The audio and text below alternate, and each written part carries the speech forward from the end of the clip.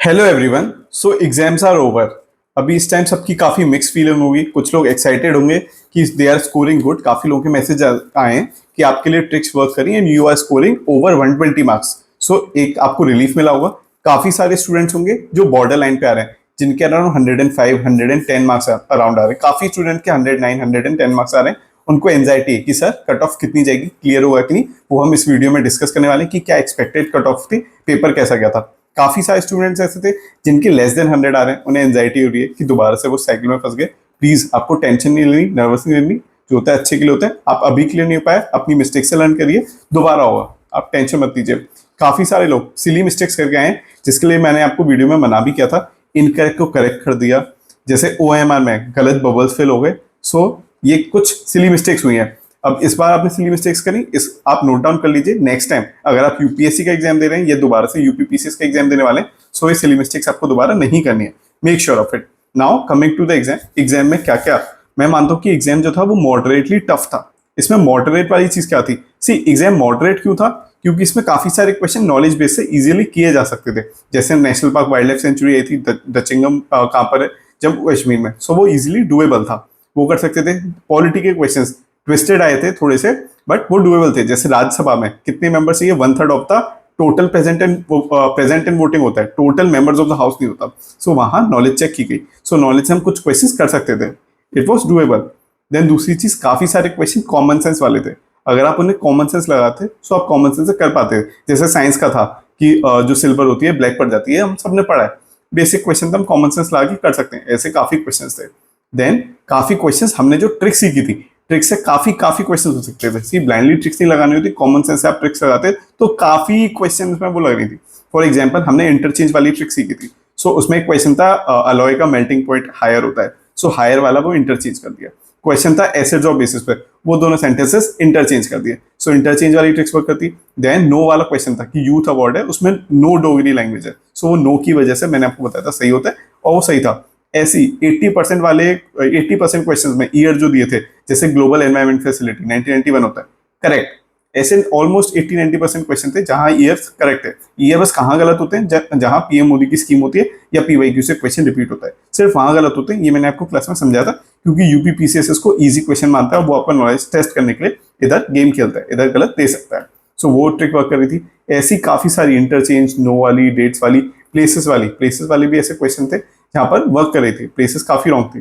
सो वो किया जा सकता था अगर आपने ट्रिक्स अच्छे से देखी है। कई बार एक बार वीडियो से नहीं होता, काफी बार आपने देखी, इंटरलाइज किया, तो कर सकते थे। काफी स्टूडेंट्स के टेक्स्ट आए, उनकी वजह से उनके काफी एक्स्ट्रा मार्क्स मिले हैं और वो कट ऑफ क्लियर करने के चांसेस हैं उनके। देन मॉक्स के, अगर आपने सफल कोर्स में मॉक्स दिए थे, तो काफी सारे मॉक्स के थ्रू आपके क्वेश्चन सही हो जाते हैं। जैसे कबीर वाला क्वेश्चन आया था, क्रोनोलॉजिकल ऑर्डर में अरेंज करना था, एग्जैक्टली वो मॉक का क्वेश्चन था। ऐसी फतेहपुर सीकरी बुलंद दरवाजा वाला क्वेश्चन था, मॉक का क्वेश्चन था। ऐसी there were many question from the mocks. Then PYQ से काफी क्वेश्चन बिल्कुल डिट्टो कॉपी पेस्ट आए पीवाईक्यू के। फॉर एग्जांपल अलाउद्दीन खिलजी वाला मैंने आपको इनफाइनाइट टाइम्स क्लास में बताया था, और यूट्यूब पे भी बताया था कि अलाउद्दीन खिलजी में वो कैसे लॉजिक होता है। रणथंभौर चित्तौड़ एक साथ गए होते, उसमें सिर्फ ऑप्शन बी था जिसमें रणथंभौर और चित्तौड़ एक साथ ऑप्शन थे। सो वो इजीली डुएबल था। देन बालाजी बाजीराव वाला 2023 में आ चुका है, 4 में आ चुका है, और ये मैंने आपको समझाया भी था कि पहले बालाजी विश्वनाथ है, देन उसके बाद बाजीराव है, और थर्ड किस में थे जिसमें पहले के दो का कॉम्बिनेशन था, बालाजी और बाजी, वो थर्ड है। सो ये हमने काफी बार डिस्कस किया है। सो काफी सारे क्वेश्चन पीवाईक्यू के रिपीटेड थे, इसलिए ये डुएबल था। So these were the moderate part. अब कुछ टफ पार्ट्स भी थे। टफ पार्ट्स क्या क्या है? जैसे काफी सारे जो यूपी वाले बेस्ड क्वेश्चन है, देवीपट्टन में कौन सी डिस्ट्रिक्ट है वो लोकेटेड है, कौन सी डिस्ट्रिक्ट एक डिस्ट्रिक्ट के साथ जुड़ती है, ऐसी कुछ क्वेश्चन यूपी वाले टफ थे। यूपी वाला portion was a bit tough, वो थोड़ा ट्रिकी था। देन क्रोनोलॉजी के क्वेश्चन काफी सारे पूछे थे, और क्रोनोलॉजी बहुत क्लोज थी, स्कीम्स में क्रोनोलॉजी थी, वो टफ थी। सो क्रोनोलॉजी के कुछ क्वेश्चंस टफ थे, वो थोड़े ट्रिकी थे। देन उसके बाद एलिमिनेशन लगाना टफ था। सी एलिमिनेशन लगाने के लिए एक या दो ऑप्शन होते हैं, पता चल जाता है, बट क्वेश्चन में क्या था, इनकरेक्ट बताना है। इनकरेक्ट में से आपको चूज करना है 1 and 2, 2 and 3। सो एलिमिनेशन इस बार टफ लग रहा था। सो ऑप्शन आपको कुछ ज्यादा आने चाहिए थे, तब सही हो सकता था। तो एलिमिनेशन वाला part was a bit tough.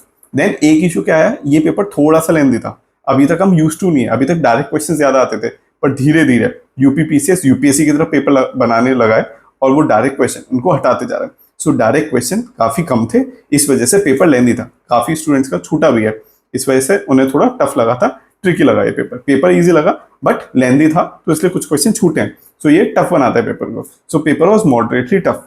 Now काफी लोग स्टूडेंट से मुझसे पूछे कि सर कट ऑफ कितनी हो सकती है, मेरी एक्सपेक्टेशन क्या है कट ऑफ को लेकर। See what I am expecting is cut off 115 से लेकर 120 के बीच में होनी चाहिए, ये मेरी एक्सपेक्टेशन है। बट अगर आपके मार्क्स 105 प्लस आ रहे हैं, ये याद रखना, यूपीपी से जब अपनी आंसर की निकालता है उसमें कुछ क्वेश्चंस डिलीट होते हैं, फिर कुछ क्वेश्चंस में जो हम आंसर एक्सपेक्ट करते हैं वो आंसर नहीं होते, दूसरे आंसर होते हैं।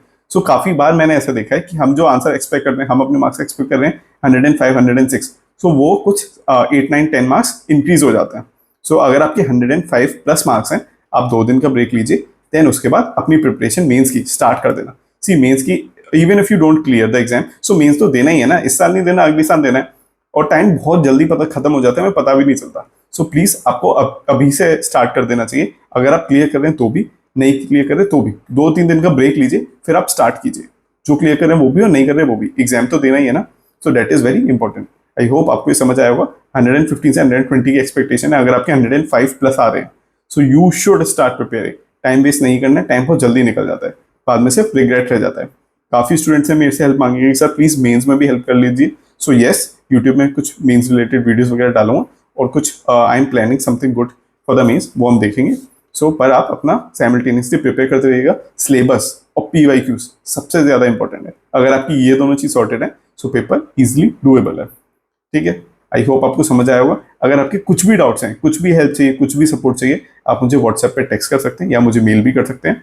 So I am available for you. Tension नहीं लेनी है, वी कैन डू इट। ये एग्जाम सिर्फ नॉलेज का एग्जाम नहीं है, नॉलेज के साथ साथ ये डिसिप्लिन और कंसिस्टेंसी का ज्यादा एग्जाम है। पढ़ सब रहे हैं, ऐसा कोई नहीं है कोई नहीं पढ़ रहा, सब हार्डवर्क कर रहे हैं, पर कुछ ही लोगों का क्यों क्लियर होता है?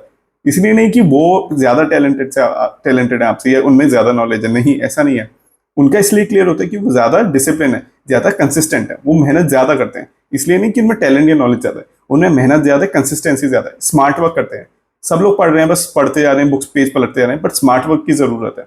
जो स्मार्टली पढ़ता है, प्रॉपर गाइडेंस से पढ़ता है, उसके क्लियर होने के चांसेस सबसे अच्छे होते हैं। तो आपको प्रॉपरली स्मार्टली पढ़ना है, स्मार्टली पढ़ना जरूरी है। और हमेशा एक चीज याद रखिएगा, मैं इस चीज में मानता हूँ कि किसी चीज को आप शिद्दत से चाहते हो, पूरी कायनात उसको आपसे मिलाने की कोशिश करती है। ये ओम शांति ओम का बहुत ही अप्रोप्रिएट डायलॉग है। इसे इंग्लिश में मैनिफेस्टेशन भी कहते हैं, कि जिस चीज को आप मैनिफेस्ट करते हो वो पॉसिबल होता है होना। और इसका एक, उस मूवी का एक बहुत अच्छा डायलॉग है कि if it's not a happy ending, so it is not a ending. हमेशा एंडिंग्स हैप्पी होती हैं आपकी डेस्टिनी में। अगर आपने अच्छा हार्डवर्क किया, आपने बहुत मेहनत करी है, तो आपके साथ अच्छा ही होगा। टेंशन मत लेना, this is my promise to you. If you are working hard, बहुत मेहनत कर रहे हो, स्ट्रगल कर रहे हो, पक्का आपका अच्छा होगा। आई नो किसी किसी के लिए टफ टाइम होगा, काफी मल्टीपल अटेम्प्ट दे रहे हो, 3-4 अटेम्प्ट दे रहे हो, टफ है। जॉब के साथ साथ कर रहे हो, पेरेंट्स का एक्सपेक्टेशंस है, आपकी खुद की एक्सपेक्टेशंस हैं, सो इसलिए ये डिफिकल्ट लगता है। But trust me, there is always light at the end of the tunnel. हमेशा जिंदगी में लास्ट में रोशनी होती है, हमेशा आपके साथ अच्छा होगा। अभी नहीं हो रहा, आपको लग रहा है अभी नहीं हो रहा, मेहनत करो, ऑनेस्टली लगे रहो, पक्का 100% अच्छा होगा। सपने छोड़ना, देखना मत छोड़ना, हमेशा सपने देखना, और उसे पूरे करने के लिए उसकी उतनी ही लगन से आपको मेहनत करनी है। ठीक है, all the best for your future endeavour. कुछ भी आपको डाउट है, कुछ भी आप चाहिए, I am there for you. All the best.